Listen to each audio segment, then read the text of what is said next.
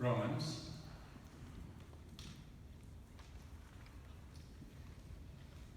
Yeah, as we continue with the book of Romans, I just remind you what was going on here.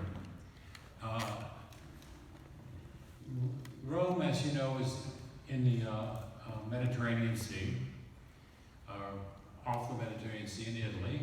And in those days, the Jews were mostly in Israel, but many spread out. We read about Galatia. We studied the book of Galatians a few weeks ago. And we realized that there were Jews all the way up in Asia Minor. So there was this spreading out of Jewish people into the known world, and a whole bunch of them ended up in Rome. And yet, they were believers in Messiah, and they were gathering together with non-Jews. So part of the book of Romans, even though it's about theology, part of the book of Romans is to help Jews and Gentiles know how to get along. Now you may think that sounds strange nowadays, but back then it was not strange at all. Jewish people back then stayed away from Gentiles because the Gentiles that had been in their contact often were worshiping idols, were worshiping rocks, trees, any other idolatry. And so the Jewish spiritual leaders said, we got to stay away from them because they're going to take us away once again from God. And the poor Gentiles that were in this community noticed the Jewish people wearing tzitzis on their fringes, having strange customs, eating certain foods. And they must have gone slightly bananas because here they're in a congregation of people that they're trying to get to know and get along with. And here are these Jews with their strange customs and the Gentiles that have their behavior issues as well. So that's really one of the purposes of Rav Shaul's, Rabbi Paul's writing of the letter to the Roman believers. It's not just theology of salvation. It's not just theology of Jews and Gentiles being grafted together. It's the practical aspects of how to get along in a congregation with other people. Don't you think that's a good thing to learn? Most congregations would be much happier if they could get along with one another. And sometimes we get along great, right? But sometimes we don't. And that's just the way it is. But Paul is trying to help his followers here, his disciples, learn, I should say, how to get along with one another. There were those in the Messianic community of that century that had issues of faith. Paul speaks of them as weak in the faith. So verse 1 says, now for a person whose trust or whose faith is weak, welcome him, but do not get into arguments over opinions. What a great tip on how to get along. Don't get into continued arguments about things. And I know sometimes that's the way it is. But Rav Shaul's concepts here, his teaching was that he believed that one of the valid proofs of this new Messianic faith, apart from pagan faith and apart from some of the rabbinic customs of the day, was that people could get along with each other and love one another. He insisted in the Messiah, that in the Messiah, societal, historical, and other barriers are broken down so people could be unified and be one.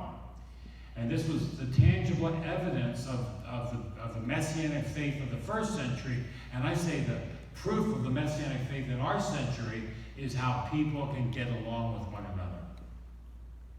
Especially Jews and non-Jews, but it goes beyond that. You see, the walls of partition, the middle walls of partition have been broken down between Jew and Gentile. Yet, oftentimes what happens, even though the walls are broken down, they have a nasty habit of rising up again. In Messiah's sacrifice, the middle wall of partition was broken. This partition or separation between Jew and Gentile. We have a wall of partition back here. This is a wall of partition, this big wall that we moved. It's easy for us, right? We just push a couple buttons and the wall disappears into the side. You ever watch that happen? It's quite amazing to see that. And yet, we close it when we want to have our services here, so whatever's going on back in the Oneg room can take place without disturbing our services. But what would it be if this wall was set apart, was broken, we set apart, we put it, and then all of a sudden, during the middle of the service, somebody said, well, let's take the wall apart now. Let's open and put it back. Well, what would happen is we have a worship service over here. We have people setting up for Oneg back there, and it would be a mess. So Paul is trying to say that the wall has been broken down. Don't raise it up again. And things like this often happen. So in this Romans 14, the chapter we're looking at today, he addresses this issue by talking about two things. Food, which I like to talk about, and special days. Food and special days. Now you know that for the Jewish people, food must be very significant. These are the Jews in that mixed congregation. These Jews in this congregation wanted to keep kosher. The Jewish people knew that they were not to eat pork, shellfish, and other sorts of foods. They're called treif, not kosher. So here you have a group of people that wants to keep kosher, and yet they're mixing up with the people who have no idea what kosher is all about. Moreover, the Gentiles were not required to keep kosher. There's nowhere in Scripture that there's a requirement for Gentiles to keep kosher, whereas the kosher laws, the laws of certain foods and how the foods are, how the animals are killed and prepared, was given to the Jewish people. So here's this congregation that's trying to get together with these awful, strange things that they had to deal with. In fact, you know, some Jewish people won't eat certain foods, even though they're not treif, meaning pork or shellfish. Even certain cuts of meat to this day, Orthodox Jews won't eat. Anybody here offended if I talk about beef for a second? Maybe there's some vegans or vegetarians in here. That's fine. But for a carnivore like myself, one of my favorite cuts of meat is filet mignon. I don't have it much, it's expensive, but that is off limits to Orthodox Jews. Why, you ask? Why would such a beautiful piece of meat be off limits?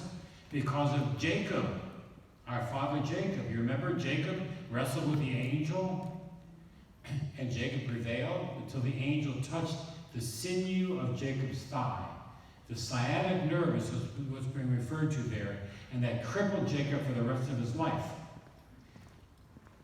The sciatic nerve has to be removed from any meat that's going to be considered kosher.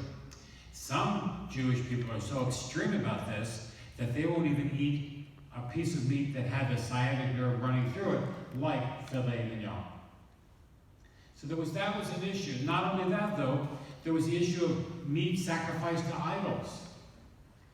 That was a common practice in those days. Idols needed to be fed, at least in the minds of these people who are kind of pagans. So they would put great pieces of meat in front of these idols, expecting them to eat them. But of course, you know, idols don't exist. They're imaginary. So what happened to the meat that they would put as a sacrifice to these idols? Where'd it go? People ate it. It was shared among the people.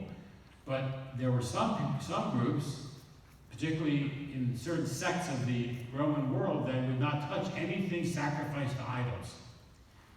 Even there were Jews who held that position. So here you have this kind of weird thing happening. Everybody's trying to live together and work together, but there's a lot of differences that had to be overcome.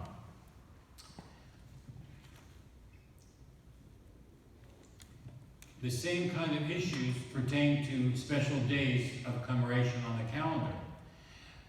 The Jewish people have those specific days in the Bible. You know the days, Sukkot, Tabernacles, Shavuot, which is coming up this next couple of weeks. It's also called Pentecost, about the giving of the Torah, There's Rosh Hashanah, the Feast of Trumpets, there's Yom Kippur, the Day of Atonement. We Jews have a lot of holidays that are given in the Bible. They're compiled in Leviticus 23, the portion that we're looking at this week, Amor. And what I'm telling you is that if you're not Jewish, you get to party with us Jews. I believe that God wanted Gentiles to be invited to celebrate with Jewish people. Although Jewish people were sort of required to do these things, Gentiles are permitted to do this. So that's why we have these wonderful celebrations here at Emmanuel, where we have Jews and Gentiles celebrating the Chagim, the holidays. And now, as for a person whose trust is weak, whose faith is weak, welcome him. But don't get into arguments over opinions. One person has the faith that will allow him to eat anything, well, any kind of meat or any kind of vegetables, while another whose trust is weak only eats vegetables. Now, is Paul promoting vegetarianism here? That's how it's often interpreted. But it's the person who's got weak faith that only eats vegetables. Now, I'm telling you, I think veganism and vegetarianism is a wonderful thing. And I think in the world to come, when we get into the world to come, or heaven, if you will, and I think the world to come is going to be on earth. That's where I see the New Jerusalem's not going to be in the sky, it's going to be in Israel. It's going to be a new Jerusalem, renewed, etc., etc. But in that world, it just may be that everybody will be automatically a vegetarian or a vegan. I don't know. I'll miss the meat, but maybe it's okay. Because I'm a committed carnivore. I'm not proud of that, but my wife is getting more and more, less and less meat-oriented. So we'll have to figure out how this is going to work, especially when it's barbecue season, which is coming soon. But we'll work that out. So one person has the faith that will allow him to eat anything, while another whose faith isn't weak only eats vegetables. His faith is weak if he only eats vegetables, meaning he feels, I can't eat food sacrificed to idols. I can't eat a piece of meat that had the sinew in it. The one who eats anything must not look down on the one who abstains. This is the key point of this chapter. The one who eats anything, who has faith and trust to eat anything, must not look down on the one who abstains. And the abstainer must not pass judgment on the one who eats anything, because God has accepted him. The point here is, if you happen to be a vegetarian, do not look down at those of us who are carnivores. And if you happen to be a carnivore, a meat eater, don't look down at people who want to be vegetarians. Now, in these days, it was a little bit more different than it is today, but here we have a congregation. Some of you I know are vegans. So when we have our own table back there, I know that you're trying to avoid the corned beef that's on the table and the chicken. You'd rather go over where the salads are, and that's fine. Don't look at me when I put a corned beef sandwich on my plate and look down at me, because I do not abstain from meat. Paul is trying to get this congregation to learn how to relate to one another. Verse 4, who are you to pass judgment on someone else's servant? It is before his own master that he will stand or fall. And the fact is that he will stand because the Lord is able to make him stand. Now listen, now he's talking about food, now he's talking about special days. One person considers some days more holy than others, while someone else regards them as being all alike. What is important is for each to be fully convinced in his own mind. Notice he's not making a statement about holy days. He's saying that some people regard certain days as more holy than others. I don't think he's talking about Rosh Hashanah there. I don't think he's talking about the Sabbath there. I think he's talking about some people have these customs that there are certain special days, and they elevated them as more important than other people's special days. The whole point here is get along with each other. Don't look down your nose at somebody else. Verse 6, he observes the day as special, does so to honor the Lord, and he who eats anything eats it to honor the Lord, since he gives thanks to God. Likewise, the abstainer abstains to the honor of the Lord. He too gives thanks to God. For none of us lives only in relation to himself, and none of us dies only in relation to himself. For if we live in relation to the Lord, and if we die in relation to the Lord. So whether we live or die, we belong to the Lord. Indeed, it was for this very reason that the Messiah died and came back to life, so that he might be the Lord of both the dead and the living. You then, verse 10, now listen carefully. This is applicable to us, although not exactly the same way. Why do you pass judgment on your brother? Or do you look down on your brother? For all of us stand before God's judgment seat. Since it is written in the Tanakh, as I live, says Adonai, every knee will bend before me, and every tongue will publicly acknowledge God. So then, every one of us will have to give an account of himself to God. Therefore, let's stop passing judgment on each other. Instead, make this one judgment: to not put a stumbling block or a snare in a brother's way. So he's not as concerned about vegetarianism or carnivoreism or Sabbath observance or any other thing like that. He's trying to convince this congregation to learn to not create a stumbling block. For example, a couple years ago, somebody came to the congregation who was very strict Orthodox Jewish. They were Messianic, but they were raised Orthodox. Now, we don't practice all Orthodox traditions here. I'm not saying they're bad, but we don't practice all of them. For example, if we did, we would not have any meat products or milk products in the same meal. That's Orthodox practices. In fact, Orthodox Jews have 2 refrigerators. One for meat, one for dairy. Because the Orthodox position is keep foods separate. Meat and milk should not be in the same refrigerator. Well, we have on our table back there, we often have slices of cheese next to slices of roast beef or corned beef. Well, when this family came here, they were quite religious. So I said, you know what? We can separate the foods. If that's important to you, we'll just do that. So we put separate tables. One table for the meat, one table for the dairy. Or was I concerned about what is right, which is more holy, which is more from God? No, I was concerned of not causing my brother and sister's family in the Lord to stumble. They could not handle meat and milk on the same table. And so we compromised. Instead of me saying, well, no more meat on a dairy day and no more dairy on a meat day, we compromised it this way. So he says, the big thing in verse 13, do not put a stumbling block or a snare in a brother's way. That's his message.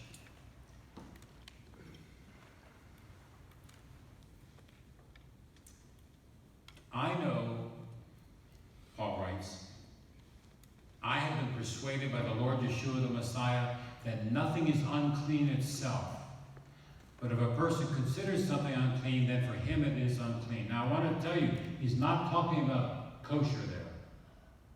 He's not talking about unclean food as in kosher food. He's saying that some people have an attitude about certain foods and they treat them as if they are unclean. Like meat sacrificed to idols. Remember, David ate meat sacrificed to idols. David ate the showbread, which is not kosher. It's not what the food is, but he and his men were very hungry. You remember that? So here's the clue in verse 15. If your brother is upset by the food you eat, your life is no longer one of love. Do not, by your eating habits, destroy someone for whom the Messiah died. Do not let what you know to be good be spoken of as bad. And once again, his orientation is to keep people together, keep them loving one another. Now, I need to make a point here. There's something called teetotaling. Has anybody heard the expression teetotaling or being a teetotaler? That's a person who never drank anything alcohol. Well, we have, in the Jewish world, wine is almost holy, really. We have all of our key celebrations and Sabbaths and holidays always begin with a kiddush over wine and bread. We do this when we leave here and we start our own. We know that some people don't drink wine.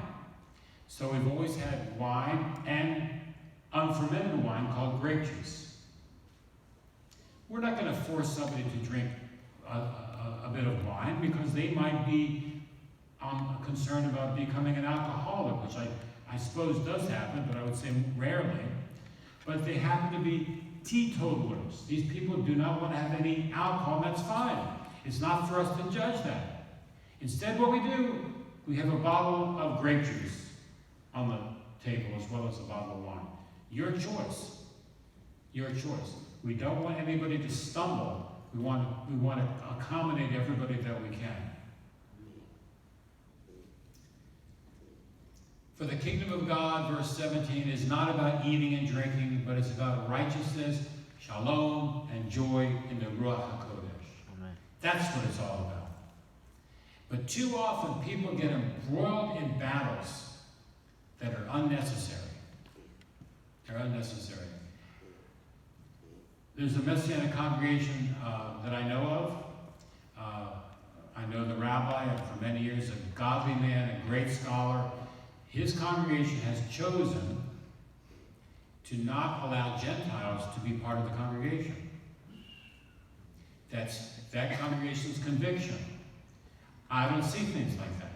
I see congregations of Jews and Gentiles to be very much biblical and very much fine for our world today. I have no problem with them. But that congregation does.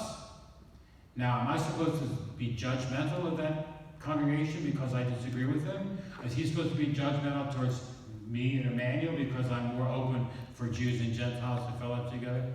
No.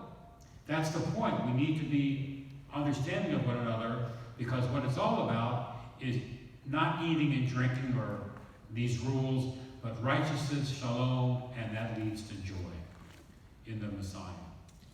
So anyone who serves the Messiah, verse 18, in this fashion, both pleases God and wins the approval of other people. So then, let us pursue the things that make for shalom and mutual upbuilding. Don't tear down God's work for the sake of food. True enough, all things are clean. And again, he's not talking about pork suddenly becoming clean. He's talking about foods that are allowable being acceptable. So, pork was not considered food, by the way, in those days. So, where he says all foods are clean, he's not referring to pork. He's talking about anything that you choose to eat that whether it's vegetarian food or carne or meat is okay. It's clean. It's what really counts is the relationship with people. Let us pursue the things that make for shalom and mutual upbuilding. Don't tear down God's work for the sake of food. True enough, all things are clean, but it is wrong for anybody by his eating to cause someone else to fall away. That has happened. I've been in this congregation for a long, long time, 30-some years. I don't remember how many that means, a long time. And I've seen times when somebody comes in and they're really zealously kosher. You know, they've learned the kosher laws, not just the biblical kosher laws, but they know all the rabbinic customs on top of them. And they come in and they look down their nose at somebody who's having we don't have ham, a roast beef and cheese sandwich. Because that's not acceptable in the Orthodox world.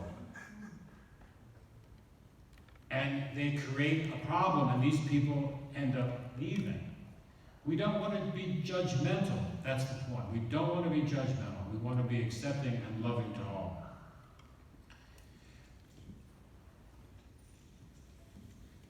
What is not good, what is good is not to eat meat or drink or wine or do anything that causes your brother to stumble. That's the bottom line. The belief you hold about such things, Paul says, keep it between yourself and God. Happy the person who is free of self-condemnation when he approves of something. But the doubter comes under condemnation if he eats, because his action is not based on trust, and anything not based on trust is sin. Why does he say keep it to yourself? Because he's trying to get people to get along.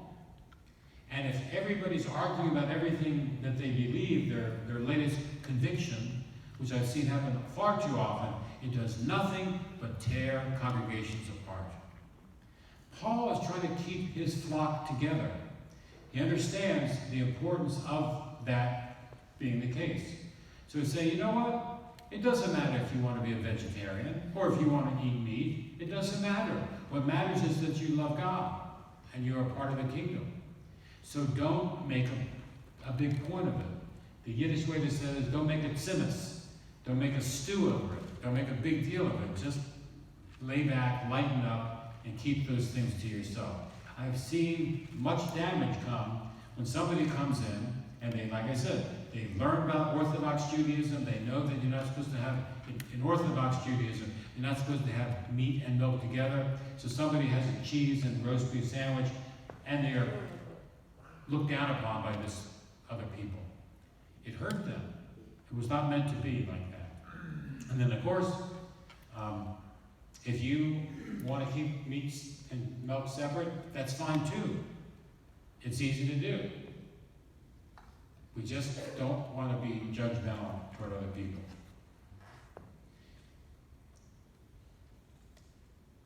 So, Rav Shaul's definition of a strong person is the one who is free in areas of God-given freedom and sees no need to build regulations around his freedom. While the weak brother is the one who feels that he needs help in the area of freedom, and adds principles which of themselves may be quite right, but which are not necessarily biblical in origin. Let me tell you a story. When I first became a believer, it was back in the hippie days. I was sort of a pseudo-hippie. My hair was only so long, maybe a little longer than it is now, but it wasn't down the middle of my back. Some of you are old enough to remember the hippie days, right? If you haven't, you must have learned in history somewhere. The 60s, you remember, it was a crazy time. Totally nuts. Well, I had been a hippie, and I had experimented in unregistered pharmaceuticals. Unregistered pharmaceuticals. And smoked things that was not, kosher. Because it wasn't legal. Okay. I also played the guitar. Not well, but I played the guitar. And I loved jamming rock and roll music with my buddies. And we were all feeling very good. And we made this incredible music together. I have no idea whether it was any good, but it sounded good to us because we were in a different state of mind, if you catch my drift. Well, in 1973, the Messiah invaded my life. And I became a disciple of Yeshua. And I thought to myself, I don't think Yeshua would like me engaging in the taking in of unregistered pharmaceuticals or smoking anything. I was a new believer. I was very zealous, so I left my friends. I said, I'm not going to be back anymore, guys, and they could not tolerate that because they wanted me to sin with them, basically. So I remember the day I told them that, one of my best friends decided to take a strong drag on his joint, his marijuana cigarette, and blow it in my face. He was going to show me. But I had to stay away from that, 100%. Along with that, though, I threw out all of my rock and roll records. And I stopped playing the guitar. Is there something wrong with playing the guitar? Rashad? No? Hananiah, anything wrong with playing the guitar? For me, at that time, I had to stop playing the guitar because it dragged me back to where I was. So I made a little rule that was not biblical. For me, I came up with a non-biblical law. No more rock and roll music, no more guitars, and certainly no more unregistered pharmaceuticals.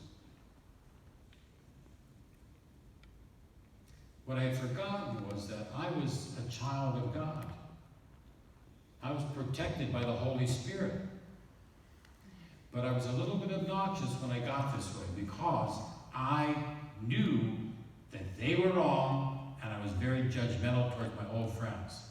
I think they should have I think they should have stopped smoking marijuana. I think it's a terrible thing that's becoming legalized in this country.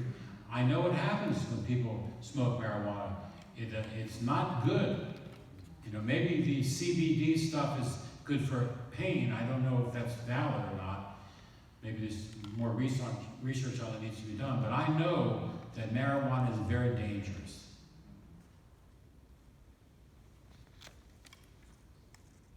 I was judgmental. These are my friends. People I spent many, many days and hours and weeks with, traveled with, played rock and roll together. I had to stop dealing with them.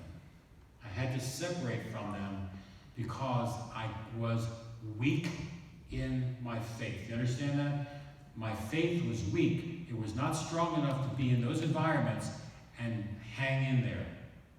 So for me, in those days, I had to stay away from all things associated with the life of the 60s. Now we have a band forming. Konanaya and Rashad and Michael and a couple other people, right? And I think this is going to be a wonderful addition to our services. I mean, Steve's done a lot. Steve Goodwich here, he chants for us, the Shema and other blessings. And when I asked him if he would do that, he said, I'm not a cantor. I said, so what? You do fine. You have a nice voice. You know how the melodies go. You know the Hebrew. You're a cantor. Go for it, right? And each week he says, I was surprised this morning you chanted something new. I like hearing that. Keep doing it. You're doing a great job. And likewise, we have a band forming, which will add a lot to our services. Do I offer my services to the band as a musician? I won't, because I'm the rabbi, but I could, couldn't I? Because my faith is strong enough that if I picked up a guitar and started playing it, it would not take me back to where I was in 1965. That's the whole point of Romans 14. If you're strong, if your faith is strong, you can pretty much do anything. Now, this does not mean you can violate God's laws, but you can, where nothing is stated, where there's nothing specifically based on a law, like playing the guitar, you're allowed to do that if your faith is strong enough that you can resist the temptations that come with that. So, likewise, when it comes to vegetarianism, my question was, does Paul promote vegetarianism? I'll give you a very biblical answer. Yes and no. Paul promotes vegetarianism when it's appropriate and not when it's inappropriate. If you want to be a vegetarian or a vegan at Emmanuel, wonderful. We'll make accommodations for you if we can figure out how. If you want to eat meat at Emmanuel, even better. Well, that's not fair. I just tipped my hand in it. No, and that's fine too. And you that are vegetarians, don't look down your nose at those of us who are meat eaters, and vice versa. That way our congregation will not be walking around judging one another. We'll have what God wants us, and Paul will be very happy with the fact that here we are, Jews and Gentiles, vegans, vegetarians, and carnivores, and we all manage to hang out together as one body. And that's the plan. So, with that, let's stand and recite the